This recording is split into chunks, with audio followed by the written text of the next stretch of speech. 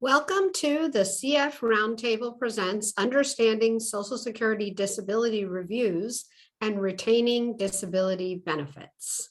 This webcast is sponsored by the Janine Ritchie Memorial Webcast, and we thank her family for sponsoring this webcast and two other webcasts that will follow on the first Wednesday of April and May. Ms. Ritchie was a member of the CF Roundtable board and worked very hard to make sure that people with CF were informed of their rights and had access to medication. So we're very happy to present this series in her memory. So just a few housekeeping things. You'll see either at the top of your screen or the bottom, if you would like closed captioning, you can see the button that will allow you to have closed captioning. And then there also is a button for live transcript if you want to go back to read something that I've said, you can do that. So you will be able to send an email to me if you would like a copy of the PowerPoint, and then I can email that to you tomorrow. In addition, there will be a recording of this webinar that will be posted on the CF Roundtable website, most likely in the next few days. And lastly, if you do have questions, you can email them to me, and we'll have the email address in a minute. We did get a lot of questions from people prior to the webcast starting, and so we're going to answer those questions. But of course, if you have other questions, please email. So as an attorney, I always want to say that this presentation is informational only, and nothing in the presentation is meant to be legal advice. The opinions expressed in the presentation are exclusively those of Beth Sufian, and that's me. Okay, so I think a lot of you probably have heard me speak before, but just in case we have some new people, I'm a partner in the law firm of Sufian and Passamano. I'm director of the CF Legal Information Hotline and director of the CF Social Security Project. I've been a practicing attorney for 31 years, and I'm 56 years old and have cystic fibrosis myself. So just so you know, if you are new, the CF Legal Information Hotline provides free confidential information on the laws that protect people with cystic fibrosis, and it's operated by the law firm of Sufian and Passamano, but we are sponsored by the CF Foundation. So we get funding from CF Foundation to operate the hotline, but we are not employees of the CF Foundation. So if you need to reach us, you'll see how to do that.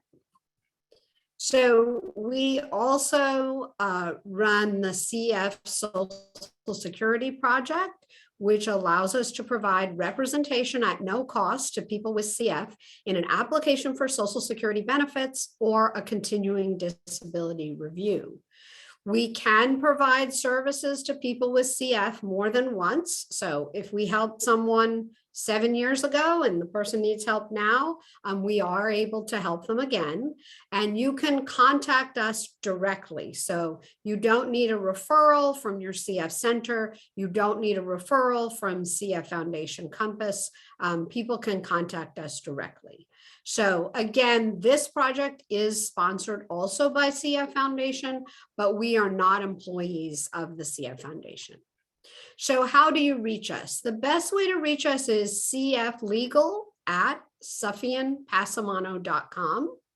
And that way you can email us and we can set up a specific time to speak to you on the phone. You can also call us and leave a message letting us know that you'd like to set up a call. And that number is 1-800-622-0385. So what are we going to talk about today? We're going to talk about the importance of Social Security continuing disability reviews in maintaining disability benefits and understand what the risks are in terms of certain activities and losing benefits. We're going to discuss when and why Social Security conducts continuing disability reviews. And we're going to talk about how you can be prepared ahead of time before you get a review and assistance that's available. So what is a Social Security continuing disability review? So a continuing disability review is a review by the Social Security Administration of a SSI, supplemental security income, or SSDI, Social Security Disability Insurance beneficiary, to determine if the beneficiary will continue to have disability. And the way that is determined is looking to see if the person meets all eligibility requirements for benefits. So who is the subject of the continuing disability review? So those are people who are either getting SSI or SSDI, or actually also a person receiving Social Security benefits based on a parent's work record.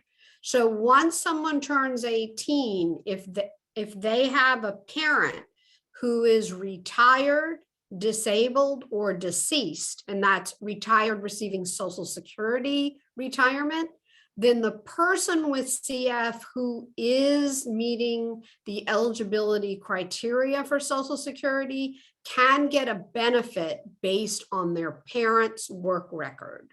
And that is if the person with CF is deemed to be meeting the disability criteria prior to turning the age of 22.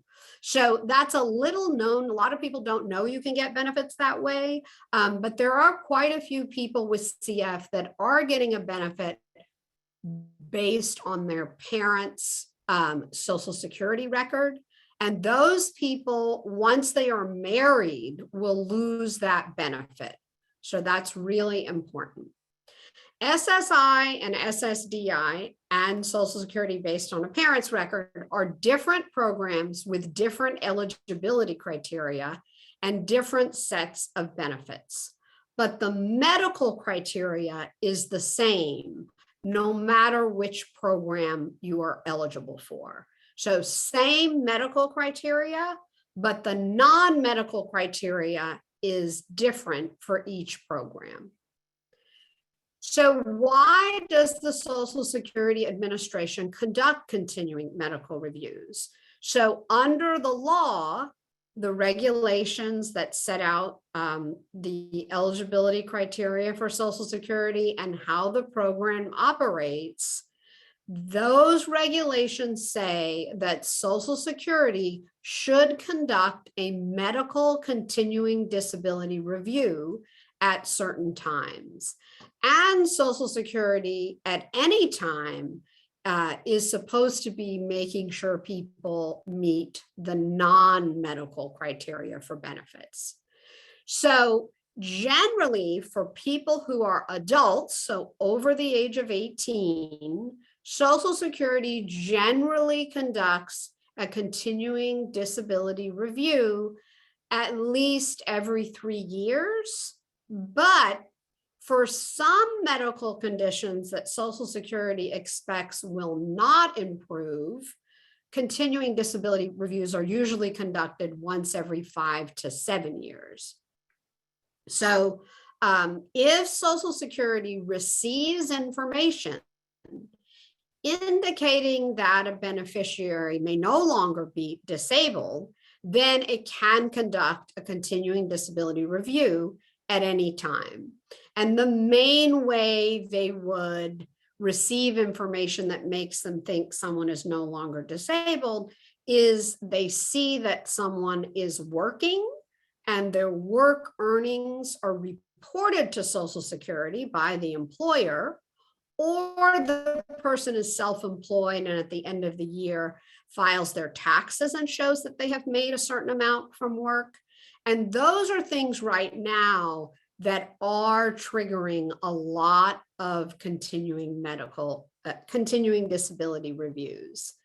So sometimes people call me and say, you know, I've been on benefits for 8 years and I have never been reviewed. Why did I get a review right now? And that is because in the past 2 years, there has been a dramatic increase in the number of reviews that Social Security is sending out. So there's not anything tied to having cystic fibrosis that is triggering a review. It's just that they're reviewing a lot of people. So hundreds and thousands of people. Usually every year they're reviewing at least 1 million to 2 million people. And in the past, there were much less reviews. But there isn't any effort to review all people with CF. That's not what's happening. It's just that there's a dramatic increase in the number of reviews being done by the Social Security Administration. So, is the frequency of a continuing disability review for children different?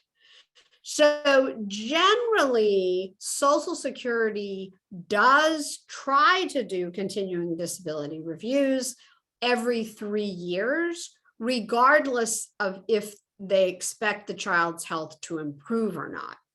So, however, for a child approved for benefits before the child is 1 year old, Social Security is likely to review that child at their 1 year old birthday.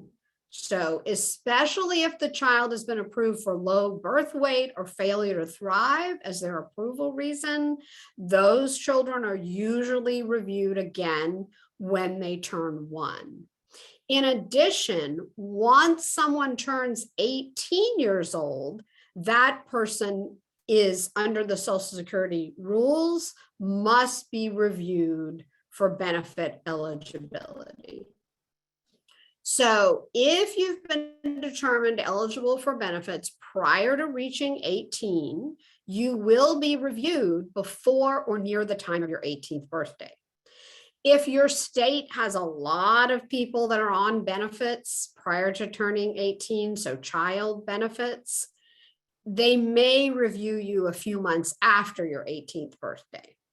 So the reason that they're reviewing everybody when they turn 18 is because the eligibility standard for benefits is different once you turn 18. And so they want to see, once you become 18, if you still are meeting the criteria for benefits. So prior to 18, the child has to show they have daily limitations that cause them to function on a daily basis in a different way from other children who don't have health problems. Once you turn 18, the non-medical criteria is the person able to work more than 20 hours a week, making more than a certain amount per month. So part of the eligibility for someone over 18 is tied to your ability to work, which obviously is different than a child who's under 18 and there's not a work inquiry for a child.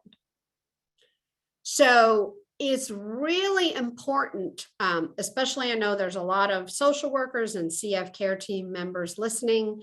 It's really important to warn the parents of children who are on benefits that they are going to get paperwork either a little before the child turns 18 or a little after the child turns 18. And that is very important paperwork. Often we hear from families and they say, well, my child has been on benefits a long time.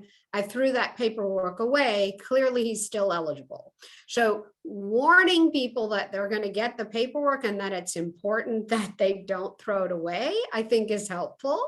And then also, through our CF Social Security project, we can help with 18-year-old reviews and we can help with any type of review. So it's important for people to know that they can contact us and there's no charge for the assistance.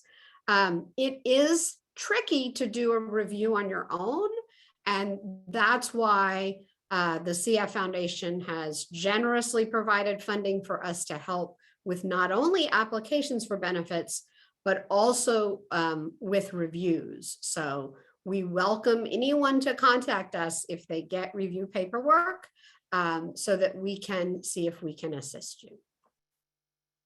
So what does Social Security evaluate when there is a continuing disability review?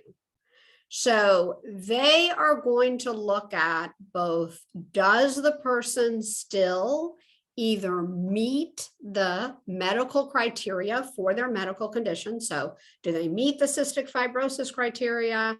Have they been approved for benefits because they have kidney disease? Do they still meet that criteria? So they're going to look at if they meet the medical criteria, or are they as severe as the medical criteria? And then they're also going to look at non-medical eligibility criteria.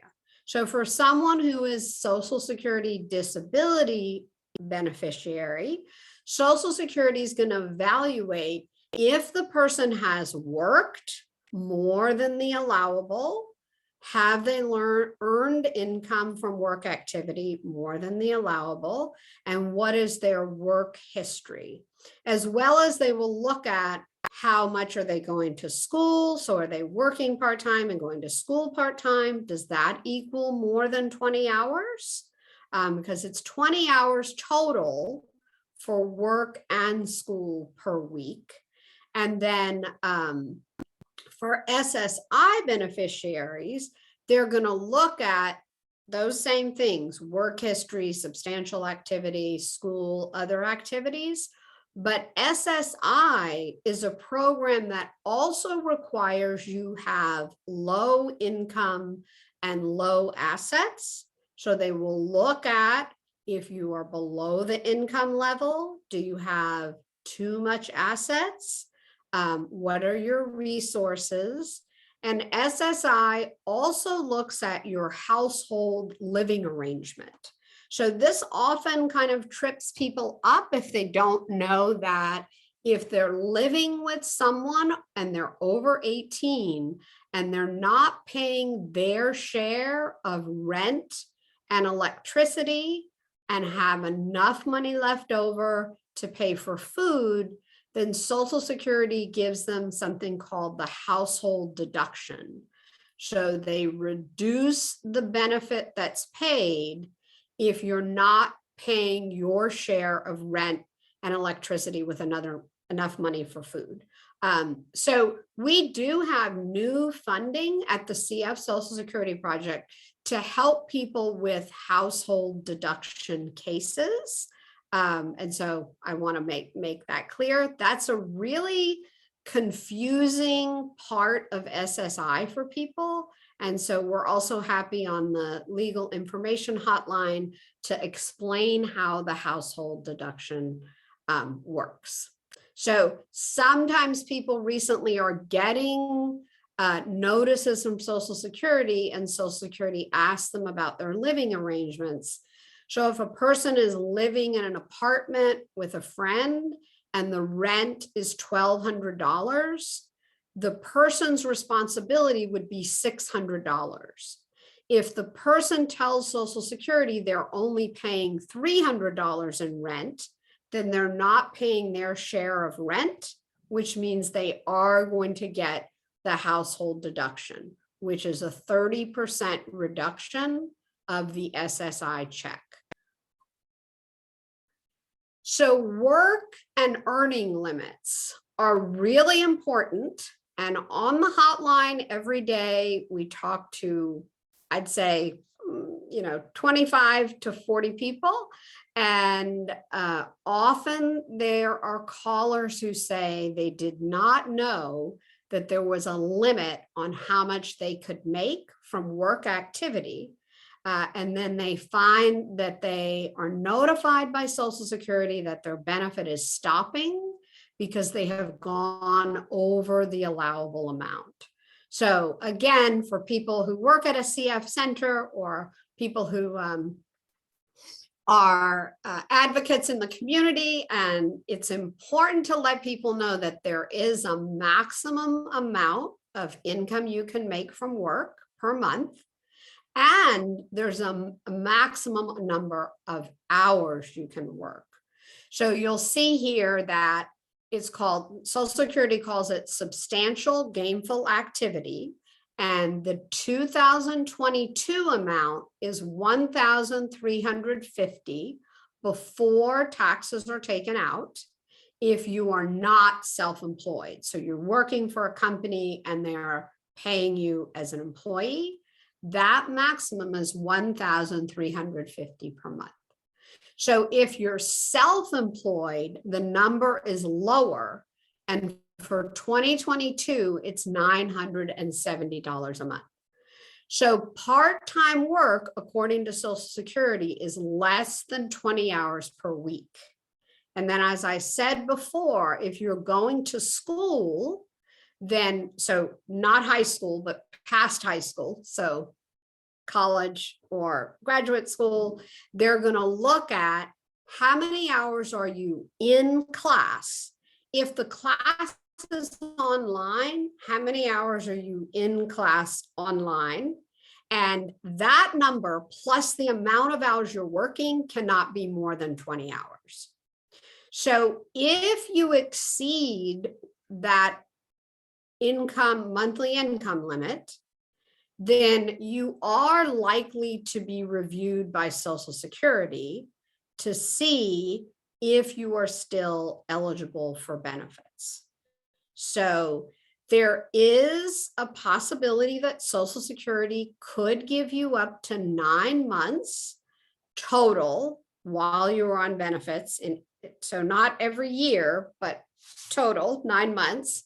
And they call that a trial work period, where they let you make over the $1,350 or the $970 for someone who's self-employed. So the important thing to know is that they don't have to give you all 9 months. And once you make over this lower amount, this $970, even if you're working for someone else, that counts as a trial work month. So this confuses people, rightly so. So they think that they have 9 trial work months and they start making over $1,350. And in the 3rd month, Social Security lets them know they're terminating them because they've gone over the allowable. And it turns out that they had already used some of their trial work months when they have made more than the lower number that Social Security gives for self-employment, even if they're not self-employed. So it's really important to make sure you know how many trial work months you have, but also be aware that Social Security, the Social Security rules say the 9 months is permissive, not mandatory. So they can decide at any time that they're going to terminate benefits, even if you haven't used all of the 9 months up. So I could talk probably for an hour on the trial work period. So I'm just going to refer you to the upcoming CF Roundtable issue, spring of 2022.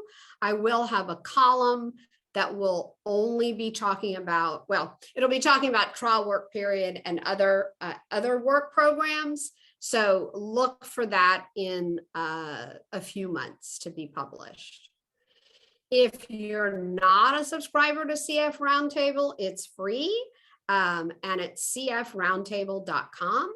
It's a publication that has been published by people with CF, for people with CF. It's an all volunteer organization, and our board is solely people with cystic fibrosis.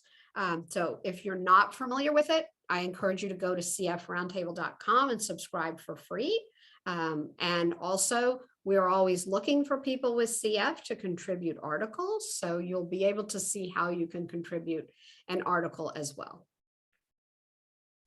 So Social Security is going to initiate a continuing disability review by contacting the person who receives benefits by mail at their last known address.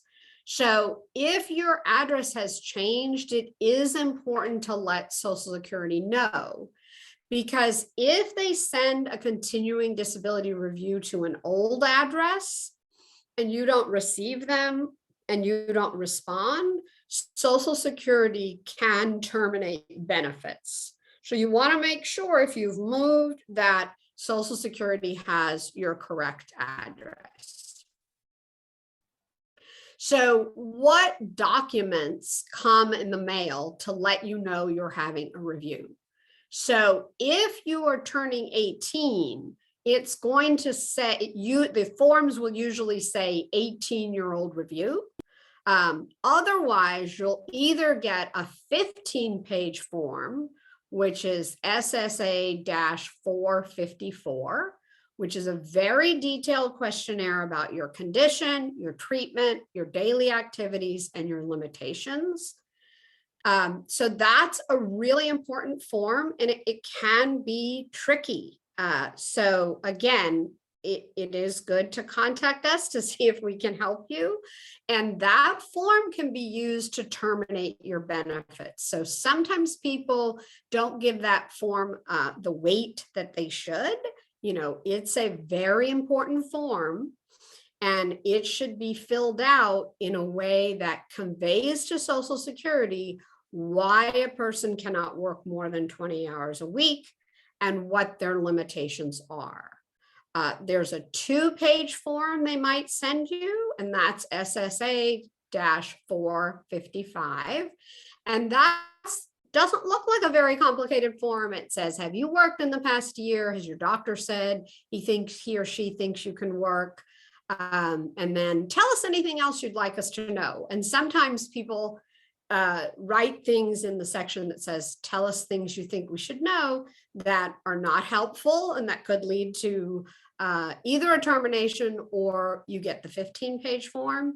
So filling out forms for Social Security, we want to make sure that people know that's a serious thing, especially if you want to keep your benefits and the insurance that you get with your benefits. So take those seriously. There are a few parts of the country that are asking people to fill these forms out online. So they'll send you a form letter, and it tells you to fill out forms online. And we find that people go real quickly through those and often put things that lead to them being denied because they're just going too quick. So be careful if you're filling out things online as well. So there you go. All right. So what will Social Security look at? So Social Security can get your medical records, because usually when you apply, you've signed a release for medical records to be released to Social Security. So they're going to look at your clinic visit notes.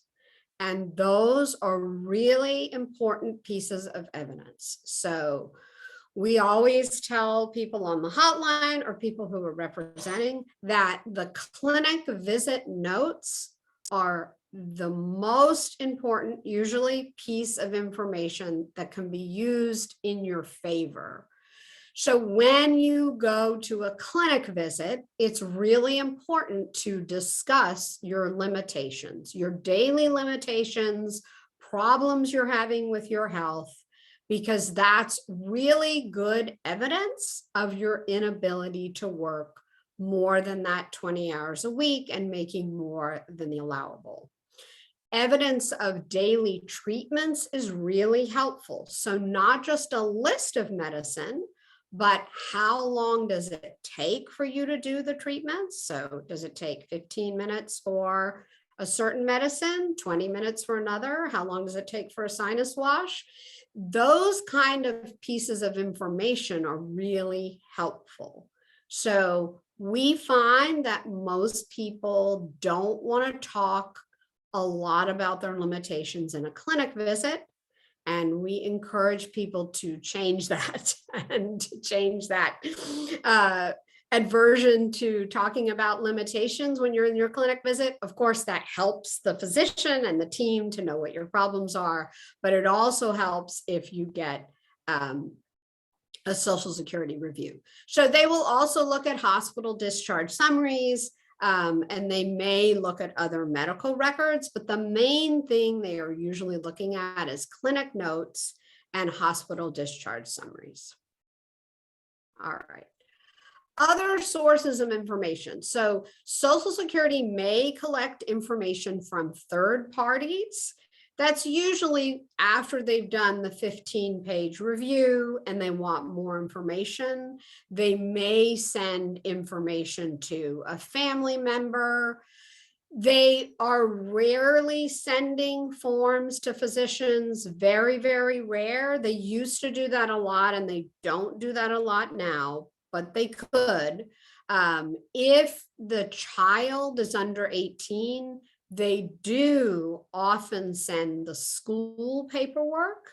And so it's important if you are being reviewed to let your school know that they may get paperwork, and you can discuss that with them. Social Security also has access on their computer to other government agency paperwork. So the big one in terms of work income is going to be the IRS. So Social Security is going to be able to see what you filed with the IRS. And also they're going to see Social Security reported withholdings from people's work checks. And more recently, they have started looking to see if you have left the United States. And they see that on Department of Homeland Security arrivals and departures data related to your passport. So if they're doing a review and they see that you've traveled out of the country, they may question the significance of daily limitations if you've traveled outside of the country. And during a review, they can look at social media. And if they see posts about you working or hiking for 50 miles, that may influence their decision on your eligibility for benefits. So you have one opportunity to respond to the information that Social Security has sent to you. And so you just want to make sure that you do respond. So not responding is not helpful. And also, of course, you can contact us for information or for assistance. And I think that is often helpful from what we hear from our people that contact us. You just want to make sure that you're clearly responding to questions. So if you write, sometimes I go to the store, Social Security will interpret that as meaning you're going to the store many times. So it's always good to use numbers. Once a week, twice a week, for 30 minutes, for 10 minutes. So just remember, include numbers in your responses as to how many times you are doing things or how long things are taking. So here are just some, general tips or ideas is to be prepared. So you're not going to know when they're going to review you. So make sure that whenever you go to a doctor's appointment, you're talking about your limitations and you're making sure that the things that you are saying are being, now everybody's typing it into an electronic record. You want to make sure they're typing what you're saying because people are busy and sometimes don't type everything. And so it is a good idea. We always tell people, watch them type in what you say. Relate complete and accurate information. understand that the continuing disability is important. So when you realize that after you've been terminated, that's not the time to realize it's important. Realize that at the beginning. Really realize that before you even get the review, so that you have good evidence in your medical record.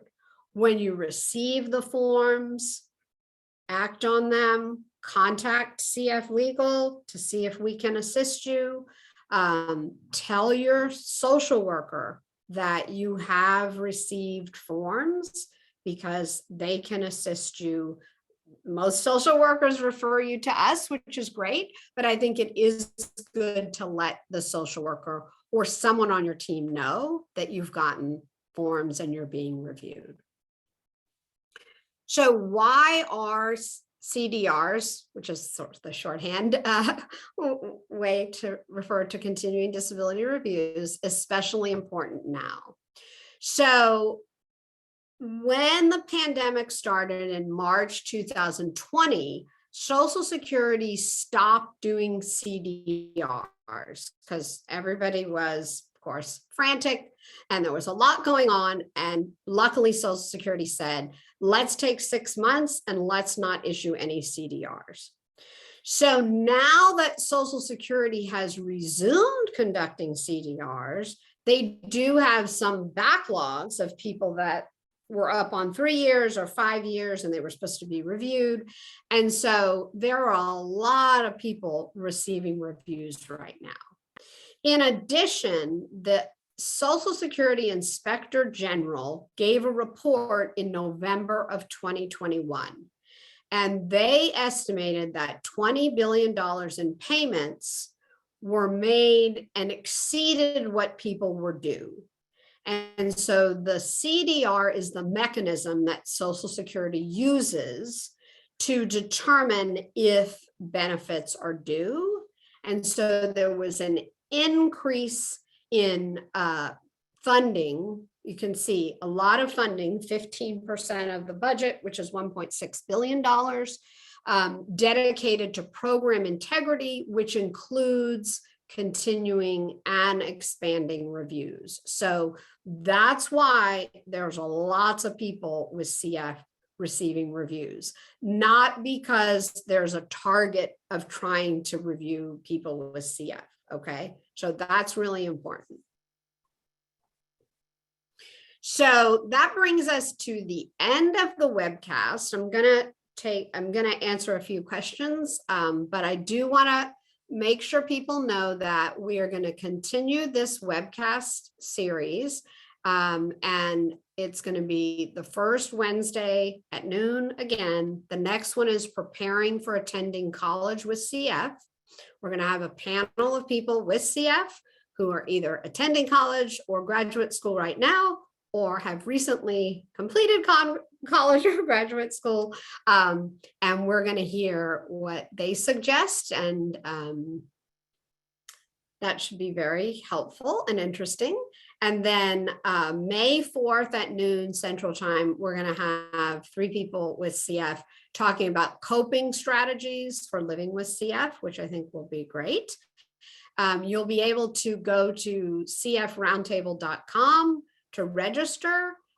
It will be a different link than the link we used for this session. And we will also send you an email with that link, which should be available tomorrow. So we're looking forward to having you attend those events. Now, let's talk. Okay, so here's our information, which I'm going to leave up on the screen. cflegal@sufianpassamano.com is the easiest way to get us, or 1-800-622-0385. And if you are a social worker or you're on a CF care team, you of course are welcome to contact the hotline and discuss questions.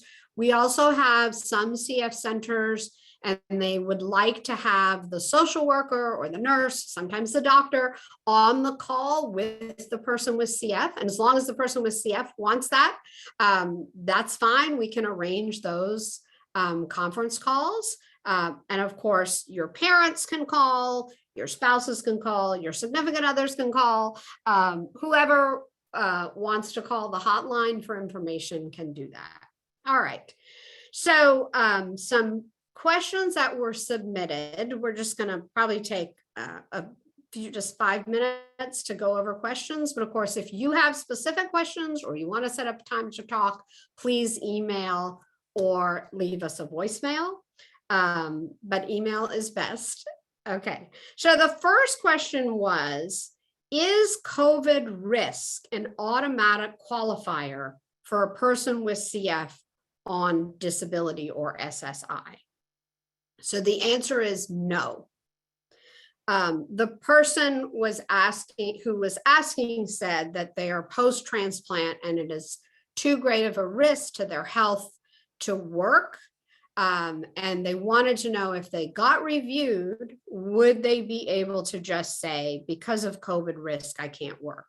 So Social Security does not consider risk of getting sick in terms of being eligible for benefits. So I think that's really important that you have to talk about daily limitations caused by your health problems, whatever the health problems are.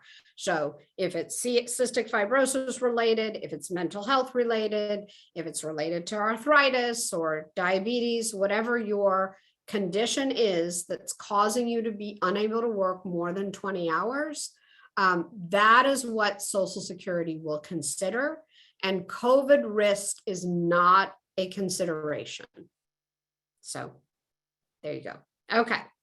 So the next question was, if I work part-time, does that increase my chance of getting a review? So it seems like when you work between that 970 and 1350, it seems like you have a higher likelihood of being reviewed. So there's not a policy that says that, but based on our experience, it does seem like you have a higher likelihood of being reviewed if you're making between 970 and 1350.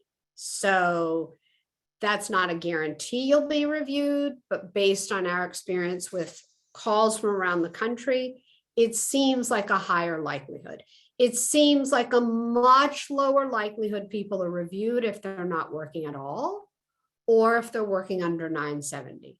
So there are people, we understand they need to work between that 970 and 1350 because they need additional money to live off of in addition to their check.